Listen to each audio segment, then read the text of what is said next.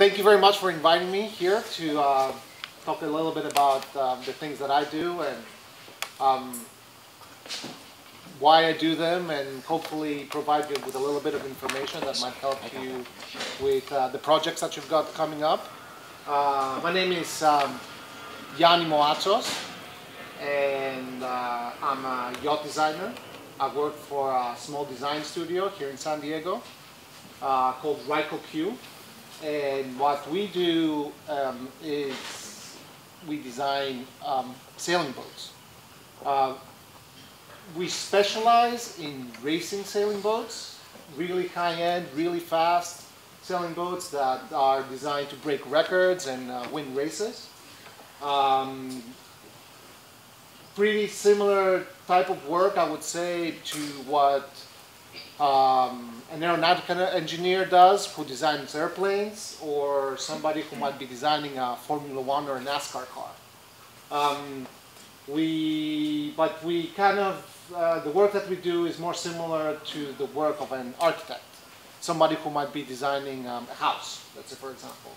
We design the way that how the boat's going to look, but we also design how the boat's going to be built. So let me talk about what I'm planning on doing today is basically giving you a little bit of an introduction about myself and why I chose to study what I study and why I'm doing what I'm doing. Then I'll talk a little bit about the boats that we design and how each boat is slightly different and what actually makes us design the boats the way that we design them. Then we'll talk about how there's a process and how the whole process is driven by what we're trying to achieve with this different type of boat, and how that then gets applied into not just sailing boats, but commercial boats, power boats, boats that are used by the Navy, boats that are used to carry cargo, passengers. And then I will spend a little bit of time in talking about different hull shapes and why we actually decide to use these different hull shapes in each particular case. And then I will go to a little bit of more technical stuff, and so that you can understand a little bit more about how we quantify the performance of the hull, how much cargo it can carry or how fast it can go. I will talk a little bit about the basic terms that we use as naval architects and how we use certain basic numbers to compare different types of hulls. Then I will talk about a really important thing that that all naval architects always put a lot of emphasis on when they're designing boats, which is stability. And then I will give you a couple of really interesting examples of how in my line of work, we apply all these concepts to come up with pretty interesting boats that go really fast. So I was born here in the States. I have a kind of a little bit of an unusual name. The name is Greek, and even though I was born here in the States, I grew up in Greece, and I grew up sailing. I love sailing ever since I was 6 years old, and sailed all the way through high school and then on to university. I was just wondering how many of you have sailed before and whether you have been on a sailboat. Well, that's pretty good. Has it been like big boats, small boats, like small dinghies, or like maybe a bigger boat that you've gone like with your family? Both?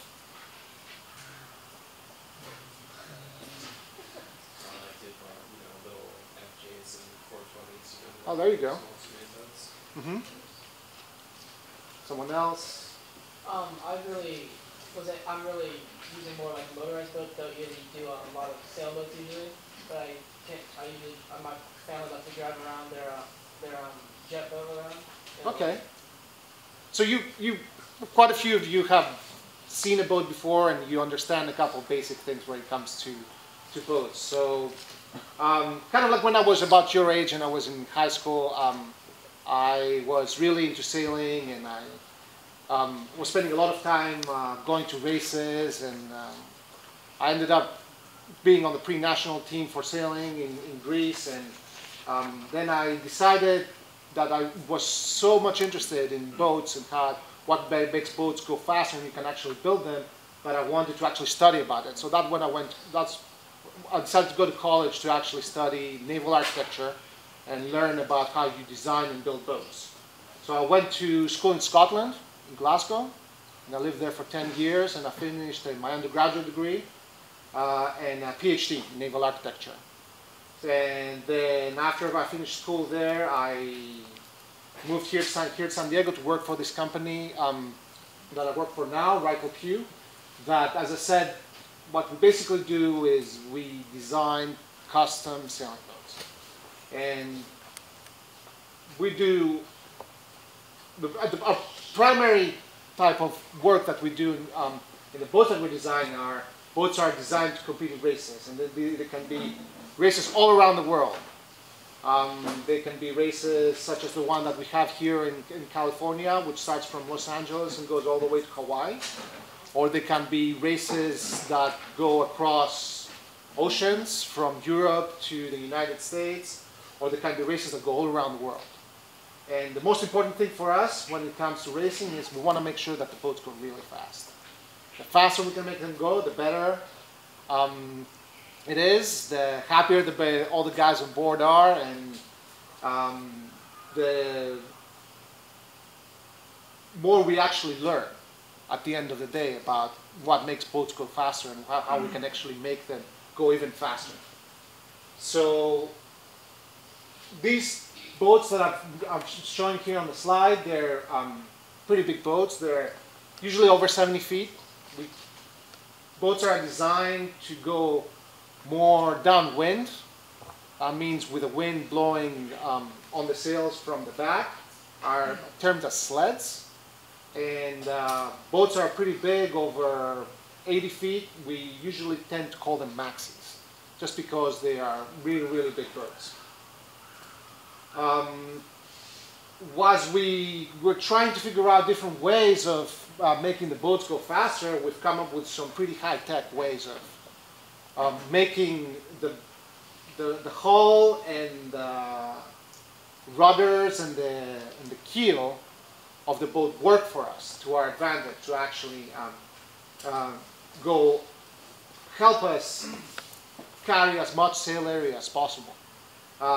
We've come up with hydraulic systems that actually change certain parts of the boat. They control the rudders, that they control even the keel of the boat. And if you're not really familiar with what keel means, don't worry about it. I will talk about it a little bit later. But in order for us to be able to carry as much sail area as possible, as I said, we use hydraulic systems to shift parts of the boat that are under the water from side to side, or control the rudders, and by that way creating more stability for the boat, making the boat more stable and more safe to be able to go faster. And I will talk about stability a little bit later, but these are some of our examples of our 100-foot boats that we've designed. They use a pretty sophisticated hydraulic system to shift the keel from side to side, and that, as I said, allows them to increase the stability of the boat. They carry a lot of different sails, and the more sails they can carry, the better. And as I said, the more sails we can carry, the faster we will be able to go. There's all sorts of different categories of boats that we have been designing, ranging from really small boats all the way up to, as I said, 100, 200 feet yachts. And there's always one thing that drives the design. There's one main thing that always allows us to decide how we're going to design those boats. In the case of sailing boats, it's usually a race. we're asked by a team or by an individual to design a boat because they want to win a particular race, or because they want to be able to break a certain record.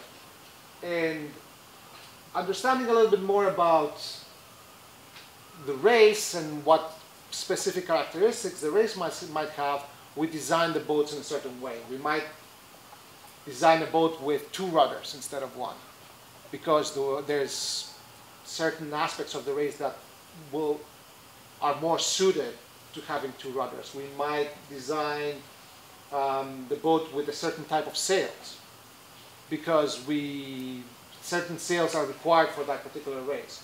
Or we might design the boat in a certain size because we've been asked to make sure that it fits inside a certain box, because other people want to race similar boats against each other. Or we are asked by certain owners to design a boat because they like how it looks. We had an owner who asked us who is really involved in the automobile business, and he imports Alfa Romeo cars from Europe. And he really wanted part of the boat inside to look a lot like the Alfa Romeo cars look, and how it feels sitting inside of a race car. So we actually designed certain aspects of the yacht inside to match his requirements, to make sure that the boat looked exactly the way that as he wanted it to look.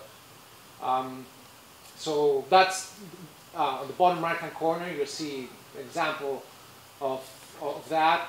It's actually the navigation station. It's the part of the boat where the person who looks at the maps and tells the people that are controlling the boat where to go usually sits. It's styled and designed and built in such a way as to look like an Alfa Romeo car.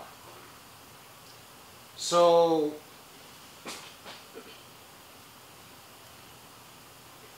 in a lot of cases, boats that we design have to be pretty similar, because the people that are racing the boats want the boats to be really similar so that they're pretty equal against each other, or somewhat equal.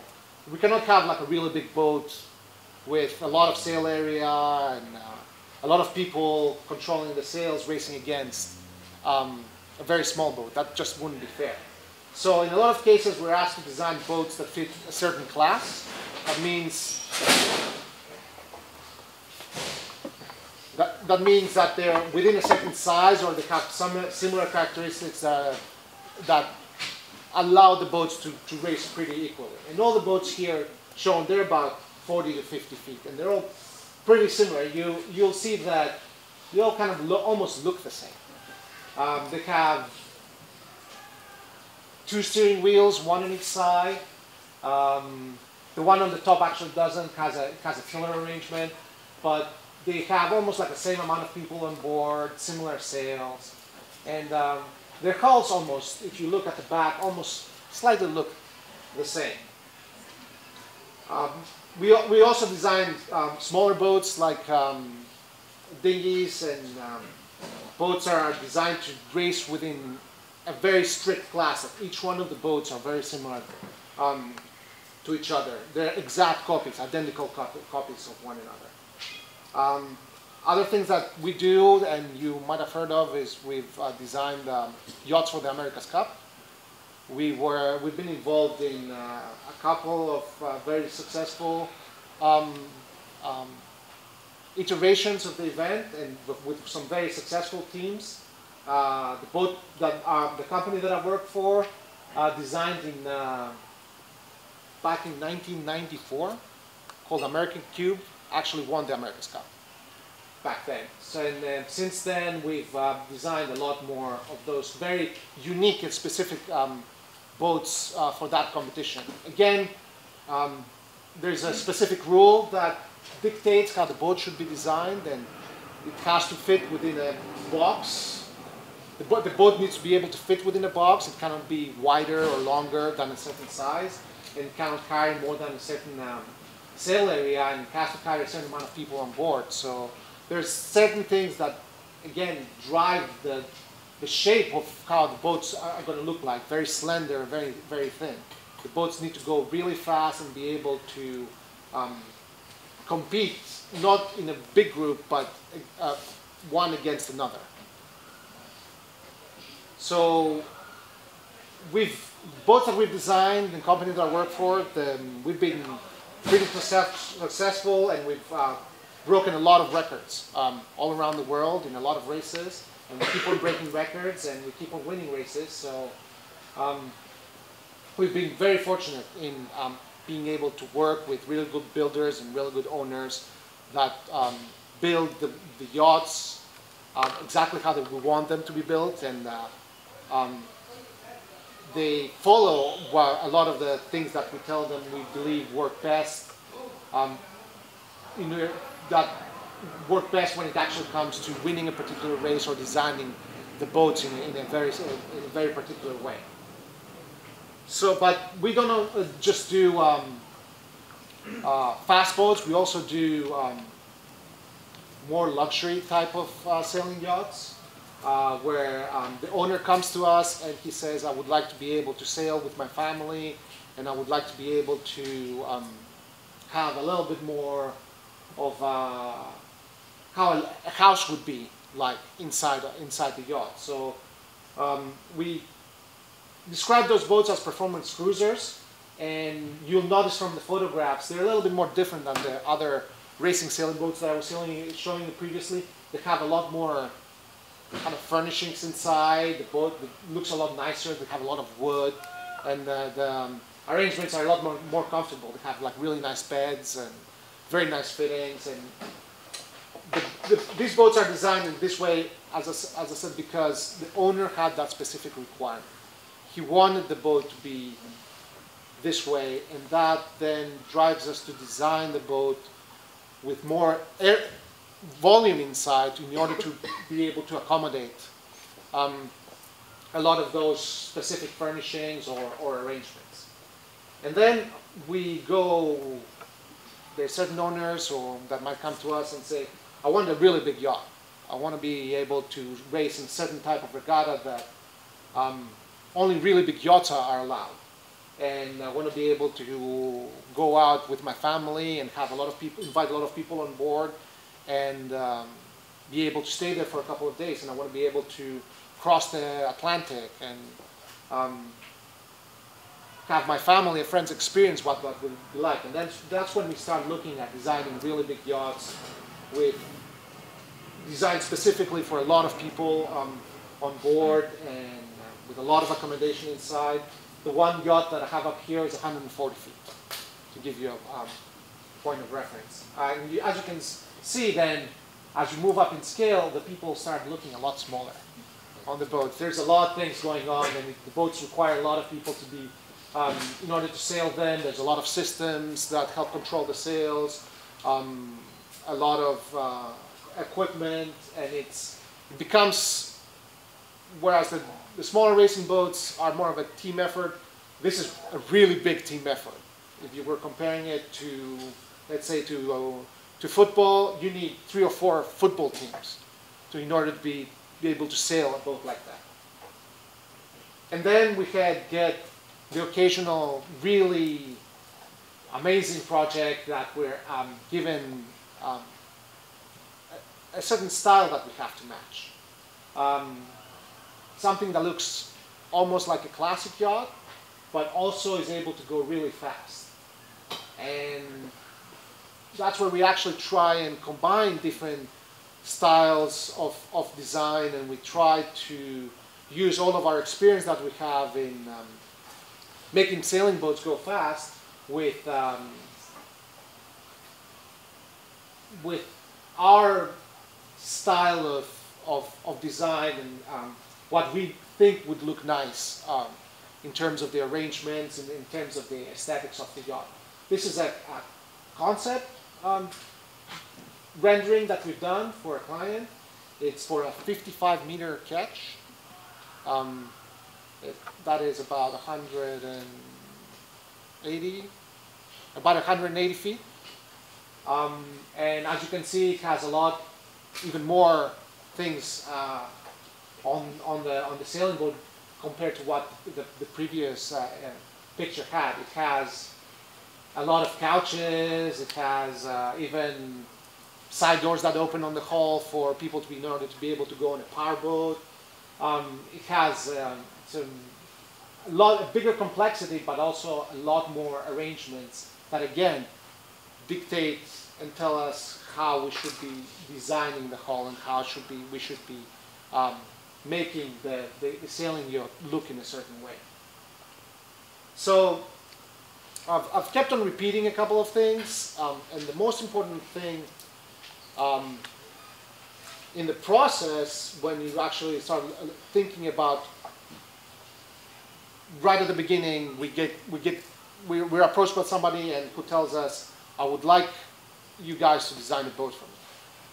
The very thing that is the most important thing is the requirement that that person has, and it might be a person, but at the same time, it might not be. It might be a company. In our line of work, we design sailing yachts, but the principles and what we do are exactly the same for powerboats, and again, of all sizes, from the smallest powerboat, ski boat, or jet ski, going all the way up to the really big cargo ships. So the most important part in the whole process are the requirements. What will the boat that we're designing, what is this boat going to be able to do? Is it going to be designed to carry cargo? Is it going to be designed to win a race? Is it going to be designed to go really fast? Are we designing it because we want it to be really safe? Are we designing it because we want to be able to carry a lot of people on board? And as we take that initial requirement and we start then thinking, okay, we know what we need to do, and then we start deciding how big the boat is going to be and how we should make the hull starting to look. We start moving from the initial concept that we put perhaps on paper or we've been discussing more into almost like the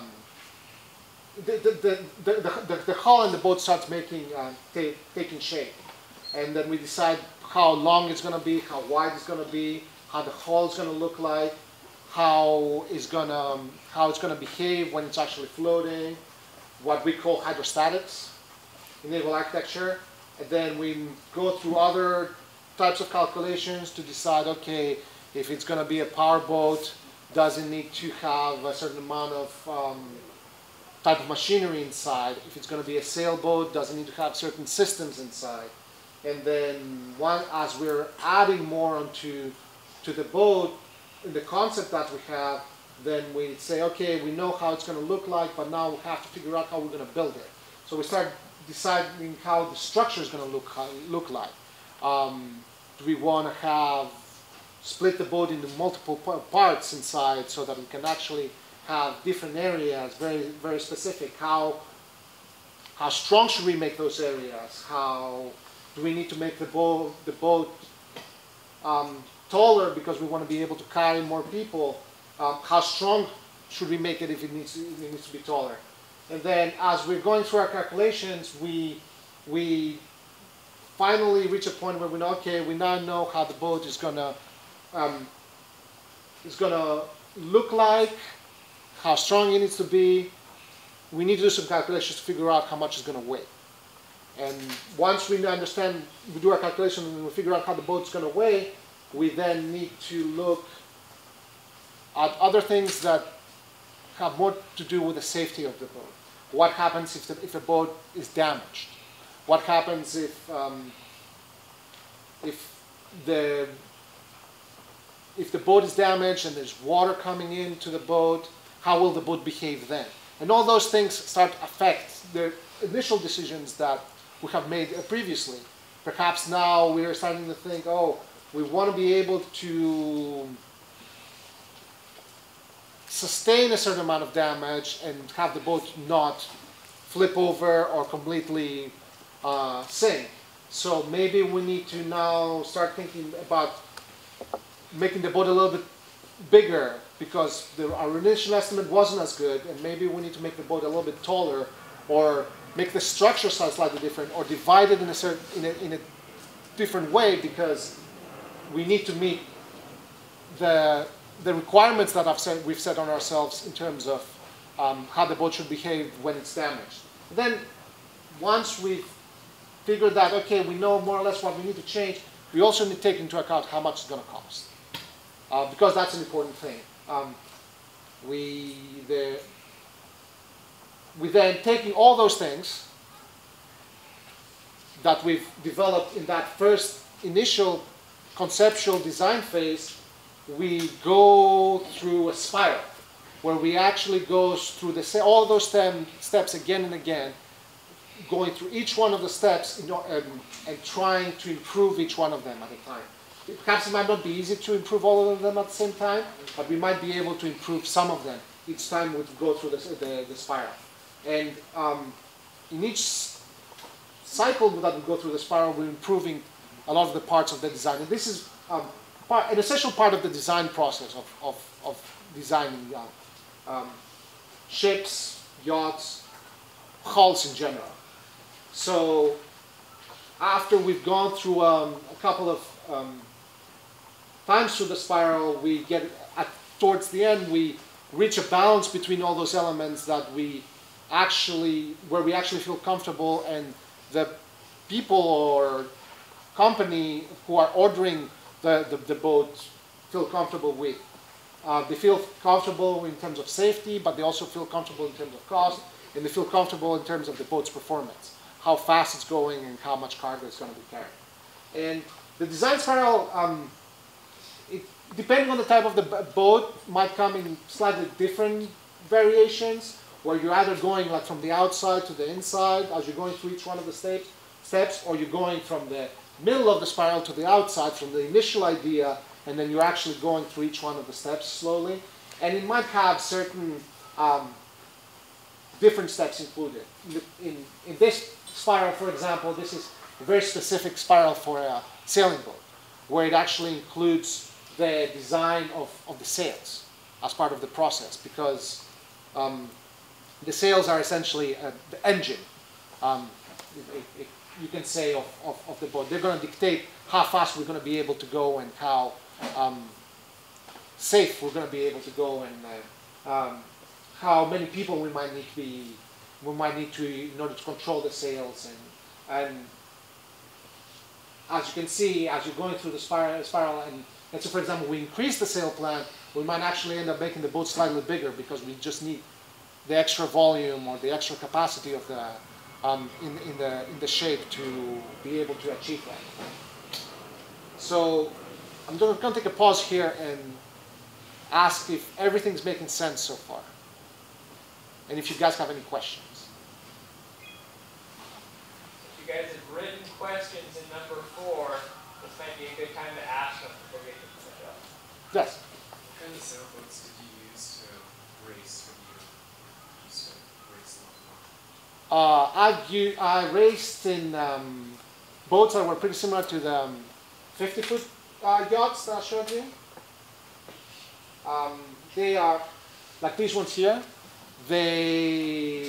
That's after I finished high school and I went to college. I started racing those on those boats because there was a circuit.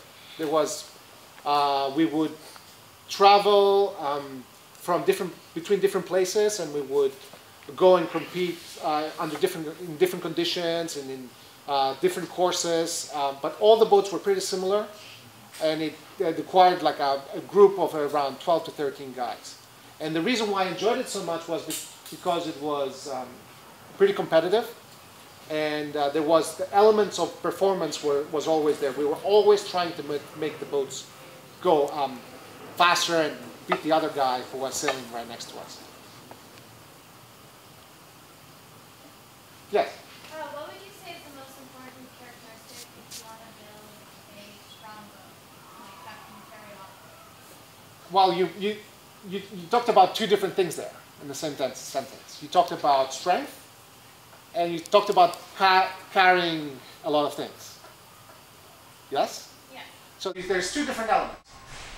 I will talk a little bit more about how you can control how much you can carry. I will go into a little bit more into detail on how, by changing the shape of the hull, you can, and using certain numbers, you can actually see how much you can carry when you're comparing two different types of boats together. Now, strength is a totally different thing. Strength is affected by the materials that you're building the boat out of. A lot.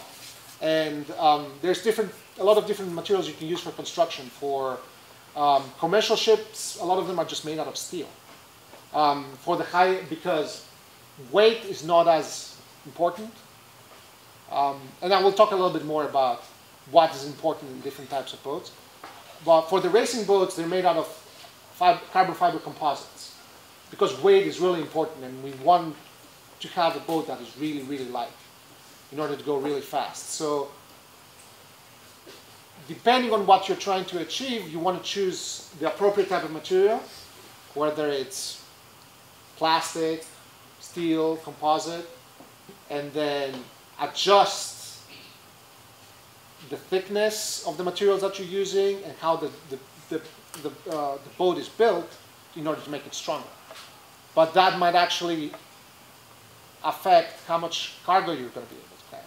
So all those things are connected. So, and what's the purpose of the spiral. You have to see how each one of the elements gets affected and adjust them in a certain way until you can actually reach that optimum, what you would like to achieve. A strong boat that can carry a lot of cargo. Yes? When talking about the beam of the boat in relation to the length of the boat, if we're doing like a small scale general cargo vessel, how do you think we should look at the beam versus the length when designing the boat? I will talk about that in a little bit. Okay?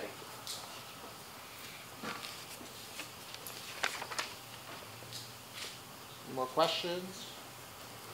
Yes. So on that spiral, Yeah. Why is it that whole form is way smaller? In that particular one, that's how the spiral for maybe a specific design was put together. It doesn't need to be. It can be as important as your requirements are. A lot of times when you're building a boat, you might want to use exactly the same hull form that you've used in the past. So the hull form becomes a very small part of the whole process. In other times, you might want to come up with a completely different hull form, a totally new way of achieving what you're trying to achieve. And that's where the hull form actually becomes a much larger part of the spiral, where you're actually spending a lot more time developing the different characteristics of the hull form. And you're going through as you're going through each of the evolutions of the spiral, you're spending a lot more time designing the hull form.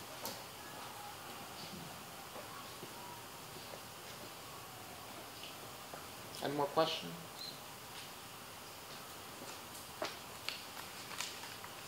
Okay, so since you guys talked about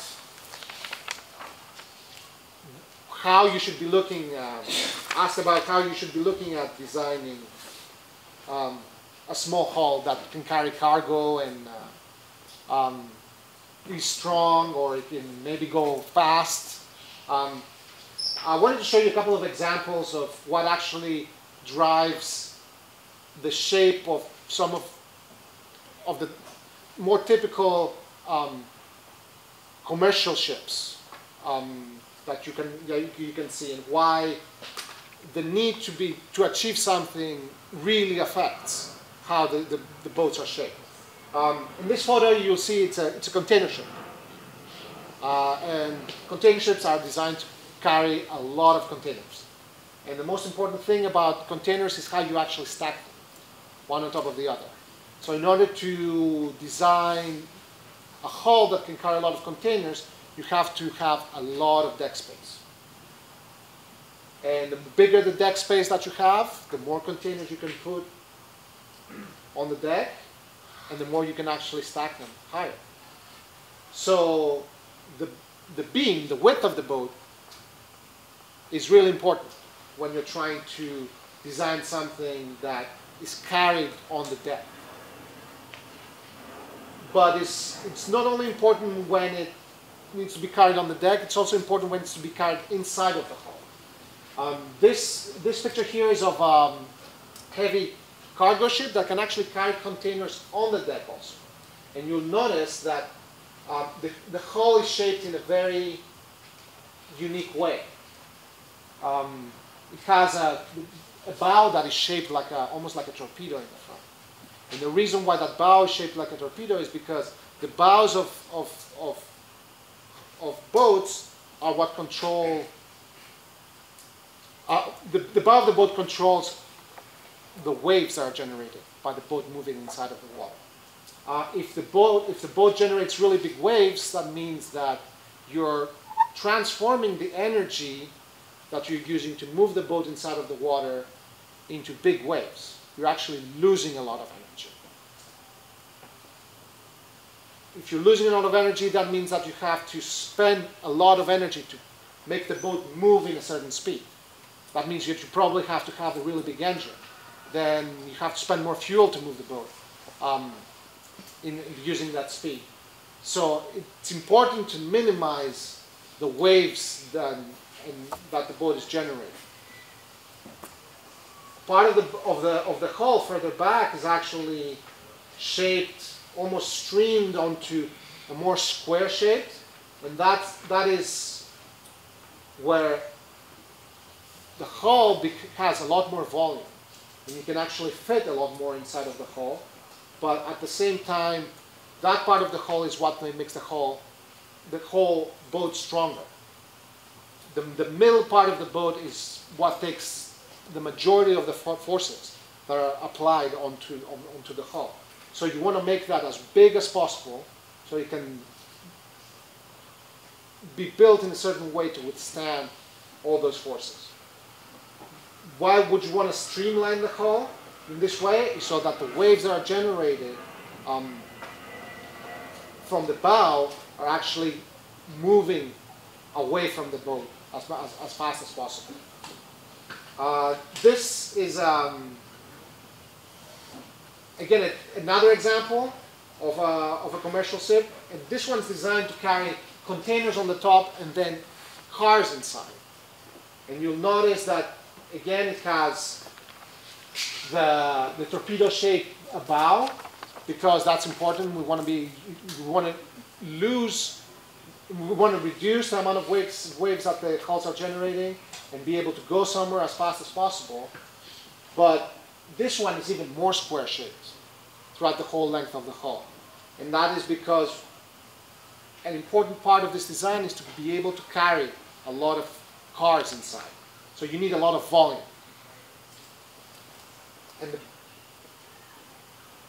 And you'll be able to achieve a lot more volume by just keeping the shape of the hull as a rectangle.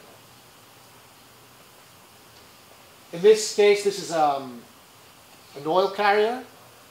You don't see as much of a distinct torpedo-shaped bow in the front. That is because the speed is not an issue here. The volume that the ship is carrying is a lot more important.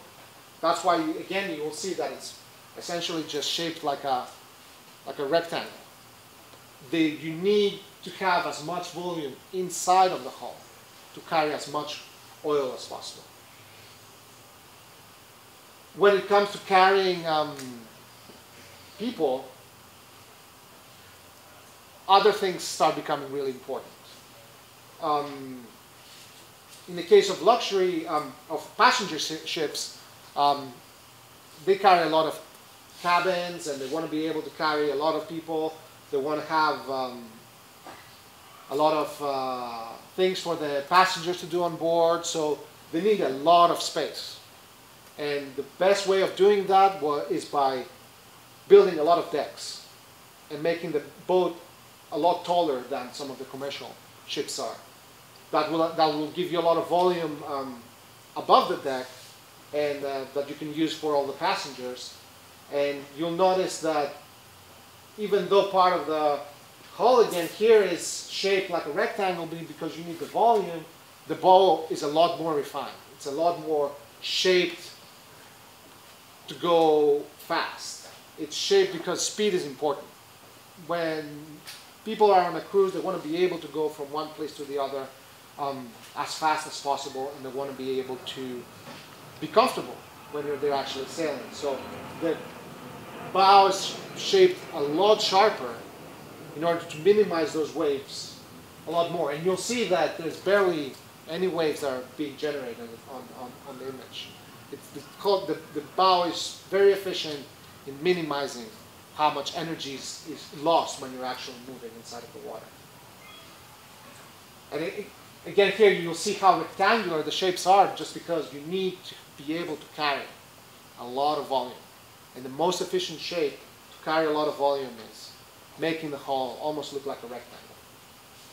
Another reason why they're made like rectangle, which is not as critical as the volume, is cost.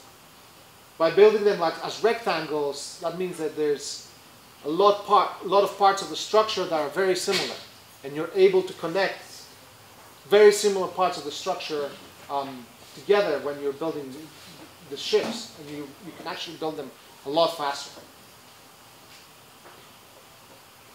There's another picture of a passenger ship. Again, you'll see the torpedo bow in the front for minimizing the waves. You'll see a lot of decks, and you'll see how long the hull shape is.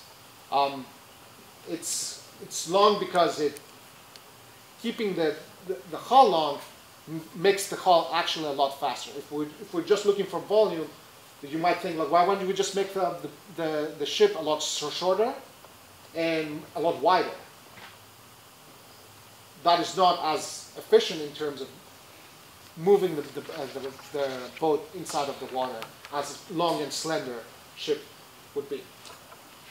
Then there is maybe you are designing a boat just because you want something very unique and you want it to be very luxurious.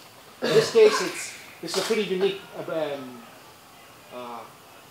super yacht, and it's shaped like a triangle. And it's shaped like a triangle because it's a good balance between the amount of volume that you would get on the deck in order to fit a lot of space, cabins, sunbathing decks, but also in terms of the efficiency of the hull.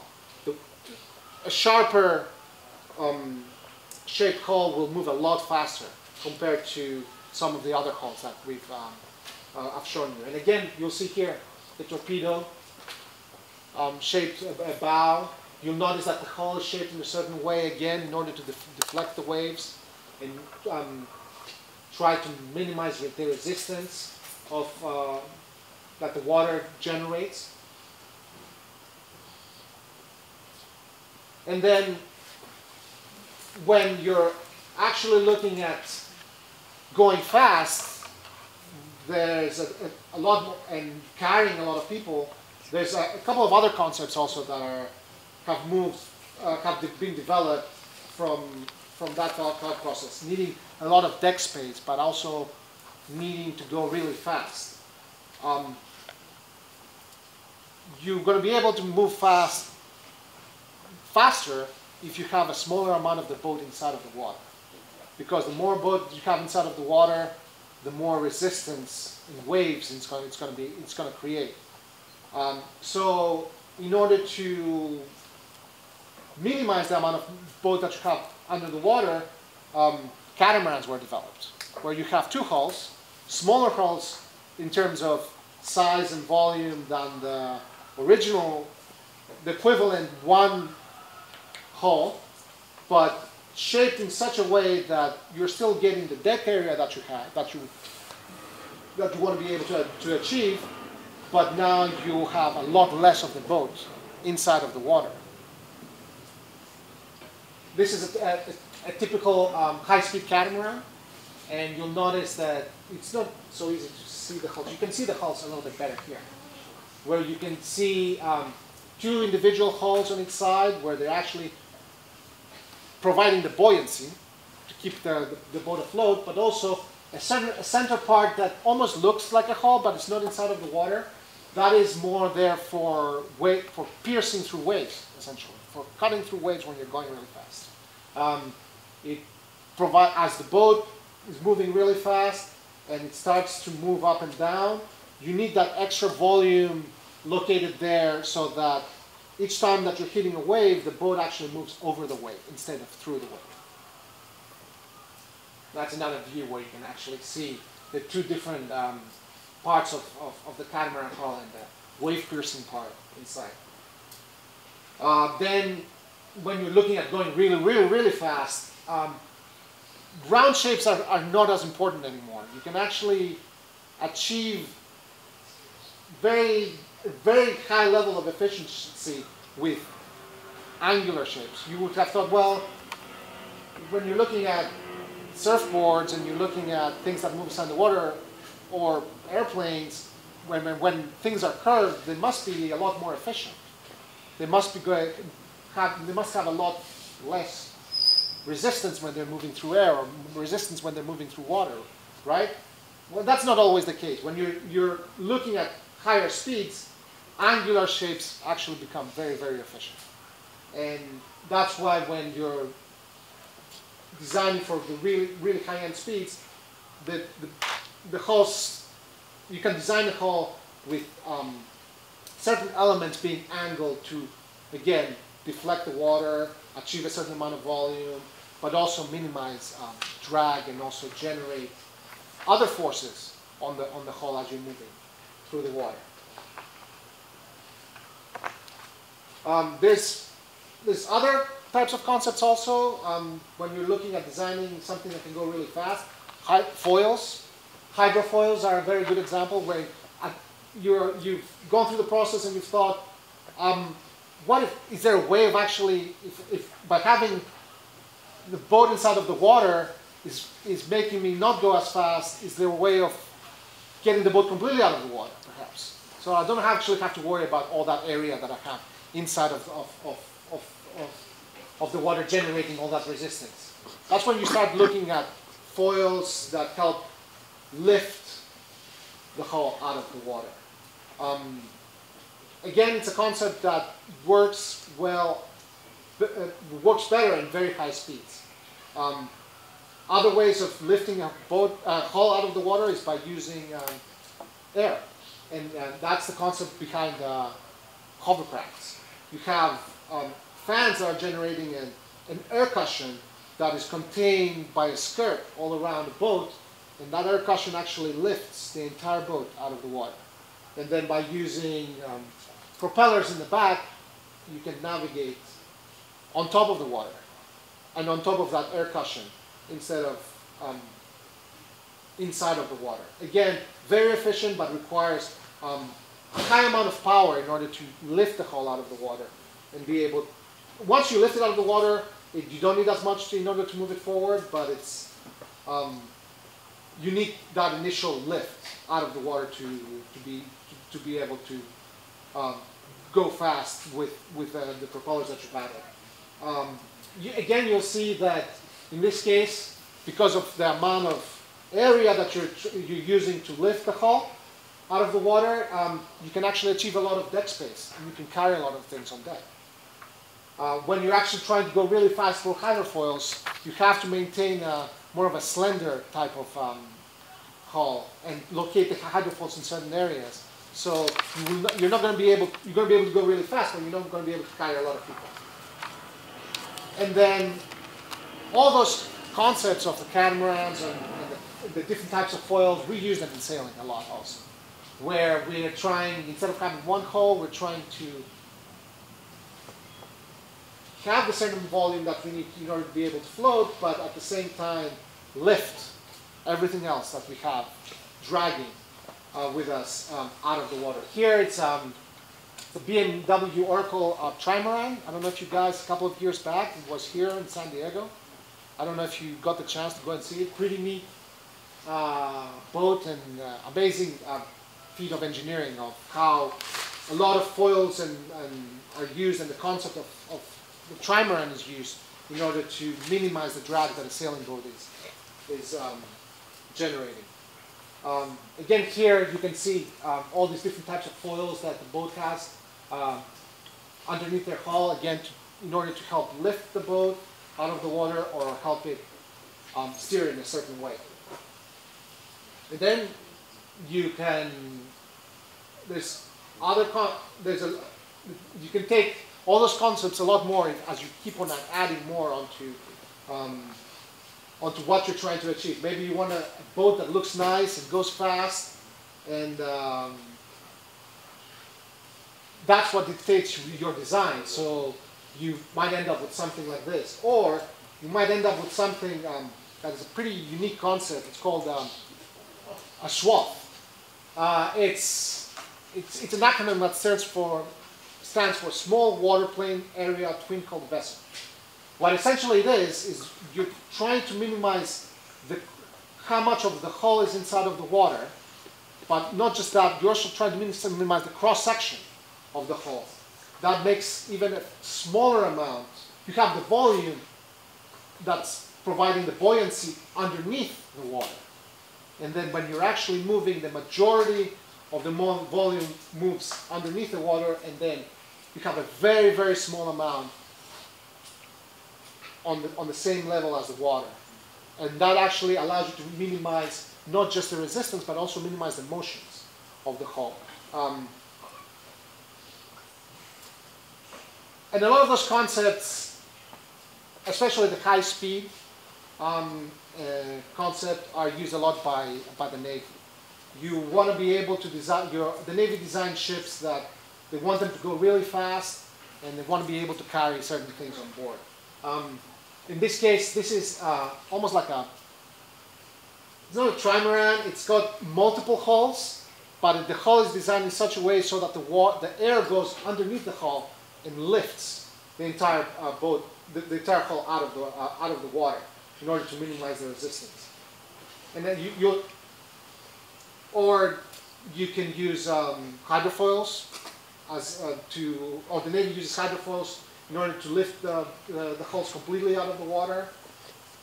They use the concept of the wave-piercing bow on catamarans.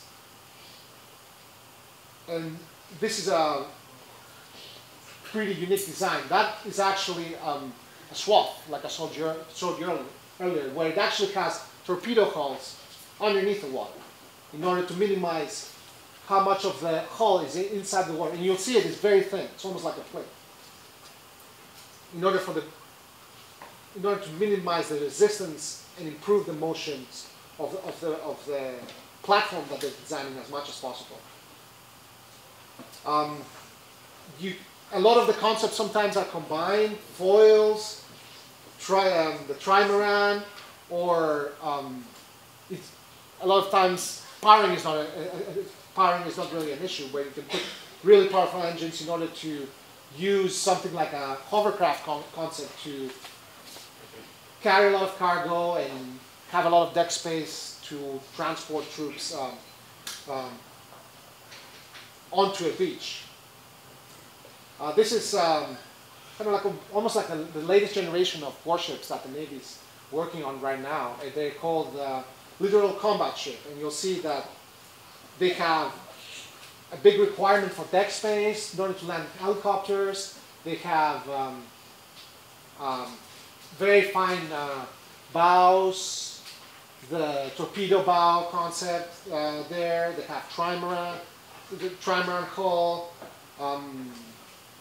partially working as a trimaran because they need the volume, but also at the same time they want to be able to achieve a certain amount of deck space.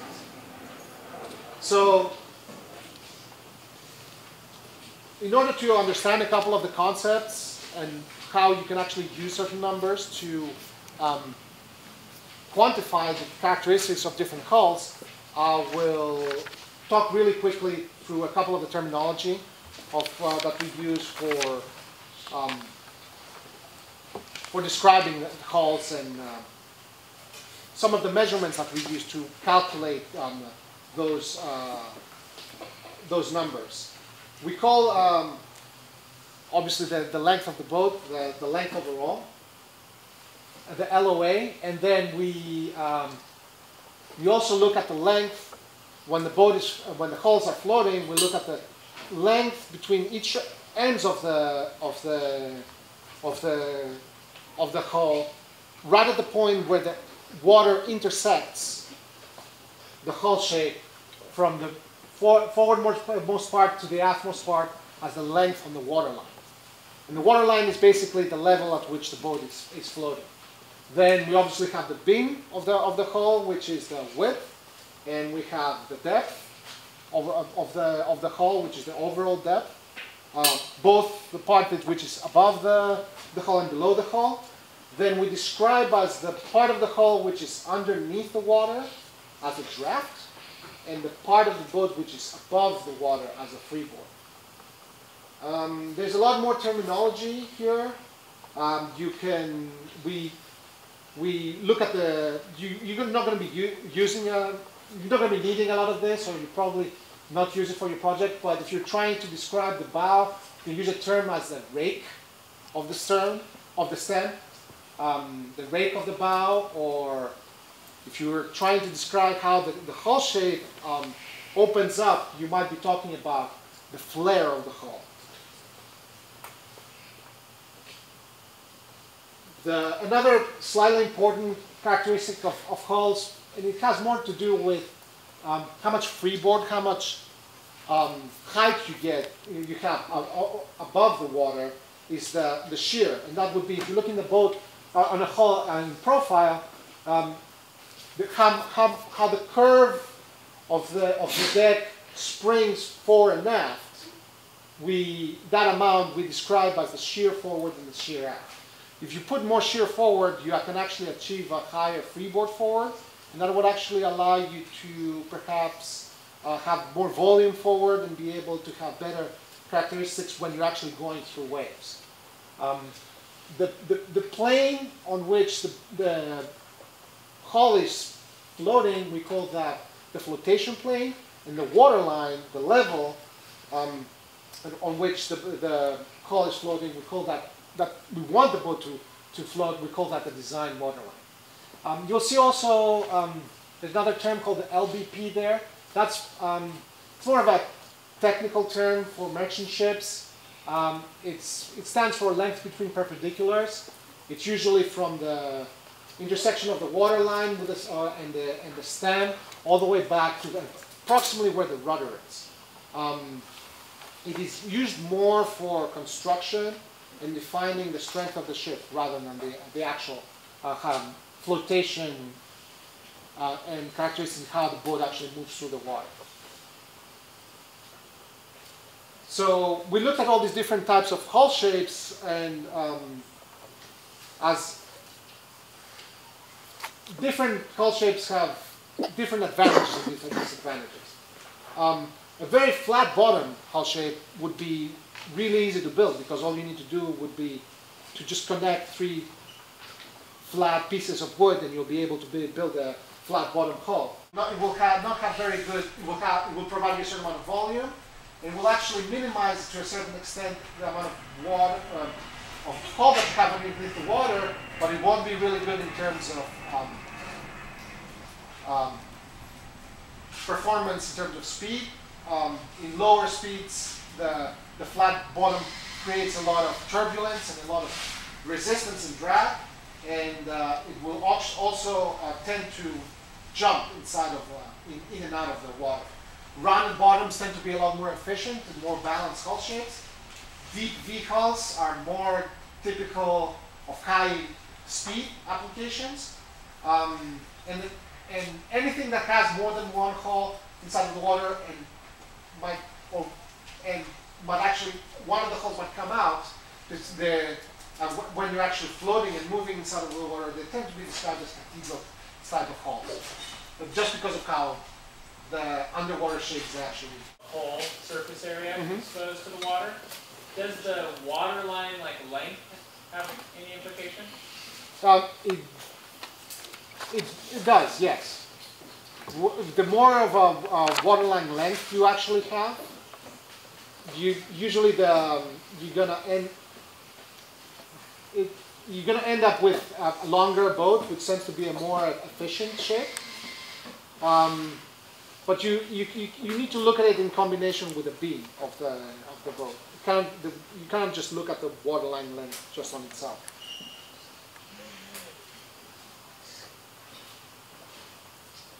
Yes. So we're making smaller scale boats. How would hydroplaning work with them? Because they probably wouldn't be moving very fast.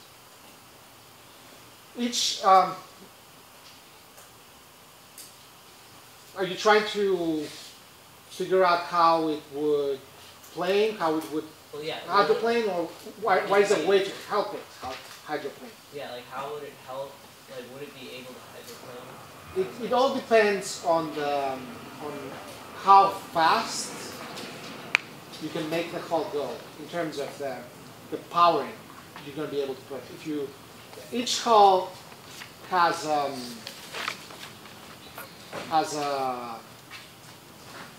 depending on its length, and its shape, has a point at which the hull starts coming out of the water and it goes on a plane. So you need to figure out what that point would be for your hull, and then see if you have enough, and at what speed you would be going, in order to figure out if you can actually, if you can use a motor big enough in order to hydroplane. So it's part of the spiral where you're actually looking at your hull and you're figuring out your powering characteristics and see if you actually have to make any changes on the hull itself or onto the powering in order to make the boat go anything. And I think I'll find a formula so that you guys can actually calculate that point at which a hull would actually go on a plane.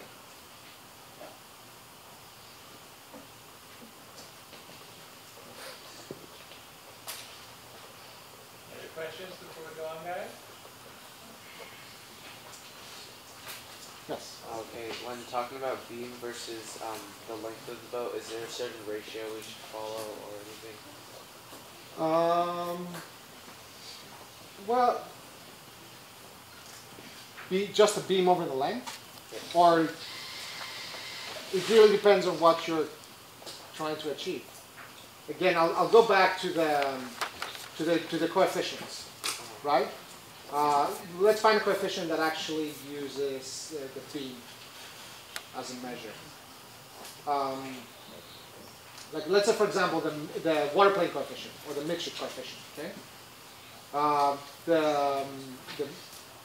If you have a wider beam, you're going to be able to carry a lot more cargo, right? So you're going to want to aim for a hull that has perhaps a higher mixture coefficient. Right. Also, perhaps higher water plane area coefficient, and also a higher prismatic coefficient and a higher block coefficient. All your numbers should be as high as possible, essentially, because that would give you a lot more cargo carrying capacity. That's only if you're looking purely at carrying cargo. Keep the description of stability here as easy as possible, and I've used a lot of diagrams, and hopefully this will be really helpful for you guys.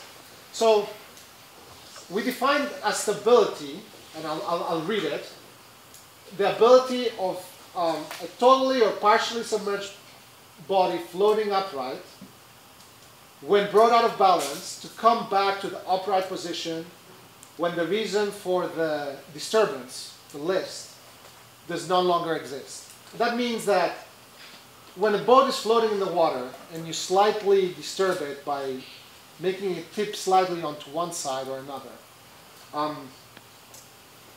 the boat has an ability to right itself up and move back onto the original position that it was. And the reason behind this is how gravity and buoyancy work together. If you look at the top diagram, you'll see that we have the center of our buoyancy, the center of how the boat is floating, you could say, and the center of the gravity of the boat, which is the combination of the weight of the boat and the cargo that it's actually carrying. If you, let me pause here for a second, and I'm going to say that you can look at it both on a boat that moves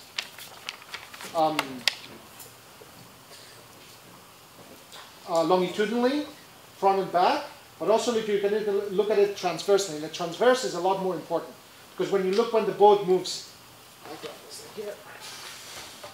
when you look when the boat actually moves in the water front and back, there's a lot of volume back and forth. So you actually have a lot, it's going to take a lot of weight to actually move the boat so much that it's actually going to go in the water. So it's a lot more important to look at the boat when it's actually transversely, when it's actually cut through like this. So if you've got the boat floating and you actually, let's say for example, you push it on its side, what would happen is that, I'll do it this way so you can actually see it on the diagram also. So you would get the volume that's underneath the water now change in shape when you're looking at the water plane. So the centroid of the volume would move onto one side, but the center of gravity of the boat will remain still at the same spot. And if you looked at a line that goes through the center of the boat and through the center of the gravity, we define as the metacenter. That's the point where the boat's actually, you could say, almost suspended inside of the water. And if you, it's not easy to say that, you could say that it's almost being standing by that specific point when you fit it on the side. And we find that point by just drawing a vertical line from the center of buoyancy all the way up until it intersects the center of the hull when it's actually to its side, when it's inclined. So the distance between the metacenter and the center of the buoyancy depends on a lot of things. It depends on how deep the hull is, the draft, and it depends on how wide the hull is on the waterline. So if the center of gravity of the hull is located below that endpoint, then the stability is positive. That means that the boat will actually ride itself up. And the reason why it's riding itself up is because it creates, the two forces act together in order for the hull to ride itself up. I don't know how much you've done in terms of moment and We've done a little bit of torque. of torque. So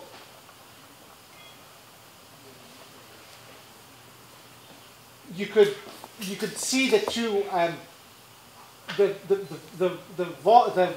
buoyancy pushes the hull and actually makes it rotate so that it actually comes back into place. And there's a certain distance between the center of buoyancy and the center of gravity, which is basically the lever for that movement. It's what actually a way of quantifying how much of a force you're actually are going to get in order for the hull to move itself back upright. So as you're heeling the boat more and more, there's a different endpoint that you can actually calculate. And you can also calculate a different distance between the center of the gravity and the center of the buoyancy. So we can calculate that lever for each one of the angles. And we can draw something that is called the curve of static levers, or GZ curve. And then if we multiply those GZ values by the ship weight, in each one, in the condition that we're looking at, we can actually calculate a curve of static stability. And I'll show you exactly how that works and it affects the boat's behavior. So starting from the top, you'll see the diagram shows the different heeling angles, how much each one of the, how much we've actually heeled the boat, and what the actual value of the GZ, the distance between the center of gravity and the center of the buoyancy is. So when it's upright, both of them are in line, and the GZ value is 0. So as we're starting to heel, and as we're starting to heel the boat, and we start calculating the GZ, the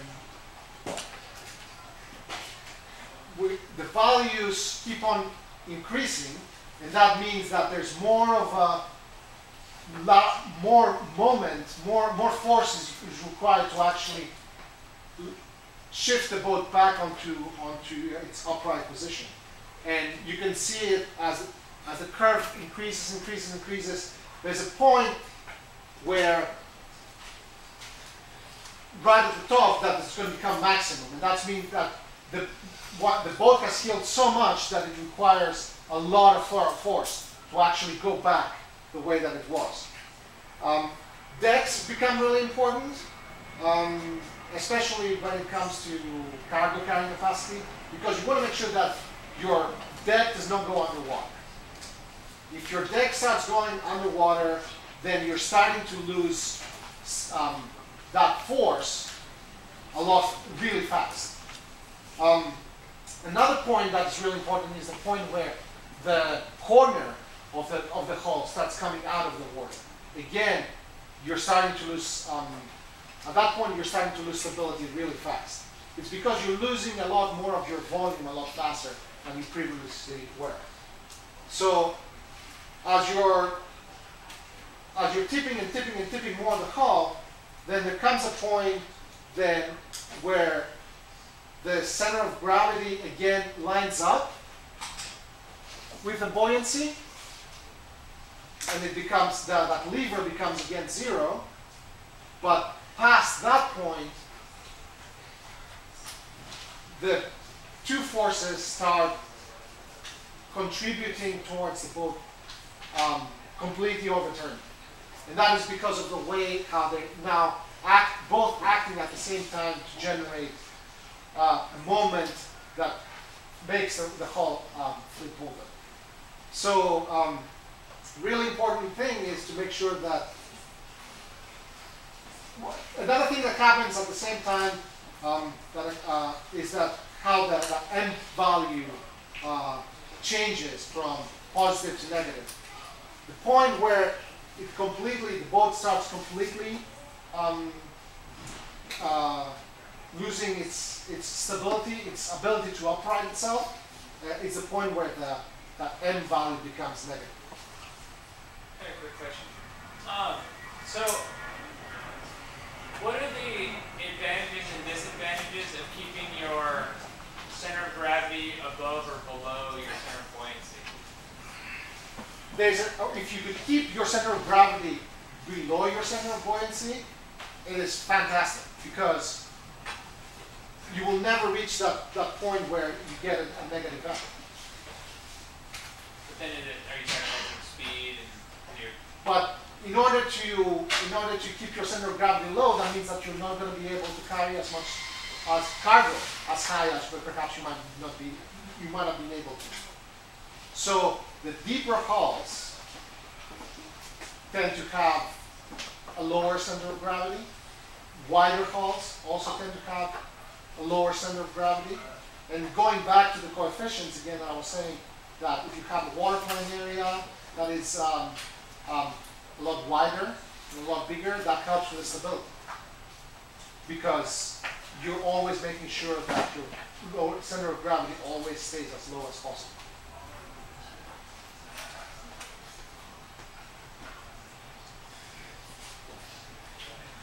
So, to give you quickly an idea of how we actually use the concept of stability, on a sailing boat, we use keels that are very deep and very skinny in order to suspend a torpedo-shaped piece of lead and move the majority of the weight of the boat really low. So I would say almost 50% of the weight of the boat is below the water. And that gives us really, really high angles of stability. You have to almost put the boat over, put the boat on its side, have the keel come completely out of the water before the boat actually started losing volume and started losing its stability.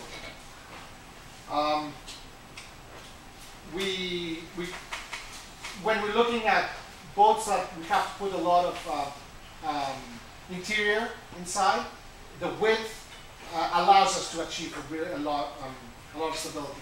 In this case, it's not really easy to see, but we use a keel that you can actually lift and put it inside of the boat to actually be able to control how high that center of gravity is for the keel to affect the stability, but also affect the draft and allow the boat to go in shallower ports and be able to have different characteristics depending on where the boat wants to sail.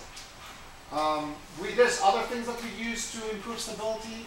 We use more foils and more boards, or we actually start shifting that weight from side to side.